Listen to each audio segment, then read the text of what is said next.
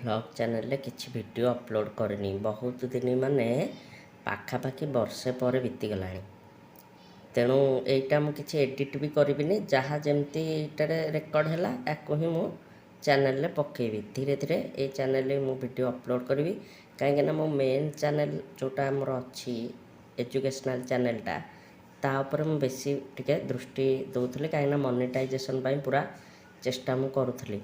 ବର୍ତ୍ତମାନ ଆଉ ଯଦି ଭଗବାନଙ୍କ ଆଶୀର୍ବାଦ ରହିଲା 3-4 ଦିନ ଭିତରେ ଯେଉଁଟା ଆମର ଫାର୍ଷ୍ଟ ଇୟର୍ ମନିଟାଇଜେସନ୍ ରହୁଛି, ମାନେ ଫ୍ୟାନ୍ ଫଣ୍ଡିଙ୍ଗ ମନିଟାଇଜେସନ୍, ସେଇଟା କମ୍ପ୍ଲିଟ୍ ହେଇଯିବ, ଯେଉଁଟା 3000 ଘଣ୍ଟା ୱାଚ୍ ଟାଇମ୍ ଦରକାର। ମୋର ଆକ୍ଚୁଆଲି ଲାଇଫ୍ ଟାଇମ୍ ଯଦି ଦେଖିବା 7000 ପରେ ଘଣ୍ଟା ହେଇସାରିଲାଣି, କିନ୍ତୁ ମୁଁ ଗୋଟେ ବର୍ଷ ଭିଡ଼ିଓ କିଛି କରିବା ବନ୍ଦ କରିଦେଇଥିଲି, ଯେଉଁଥିପାଇଁ ସେଇ ଘଣ୍ଟା ଗୁଡ଼ା କଟିଯାଇଛି। ତେଣୁ ଏବେ ବସିକି ଗୋଟେ କମେଣ୍ଟ ଆସିଥିଲା ଜୀବନ ପ୍ରବାହ ବିଷୟର ଅତିରିକ୍ତ ପ୍ରଶ୍ନ ଉତ୍ତର ସବୁ କରିବା ପାଇଁ।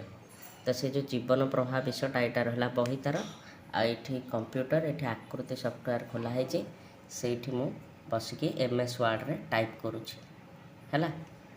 ଆଉ ଏଇ ଭିଡ଼ିଓଟା ପକାଇଦେବି। ଏଇଠି ଚା ଟିକେ ଏବେ ଆଣିଲି ପିଇବା ପାଇଁ।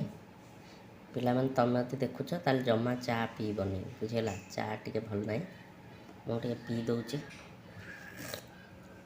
ଆଉ ଇଆଡ଼େ କାମ ଚାଲୁଅଛି।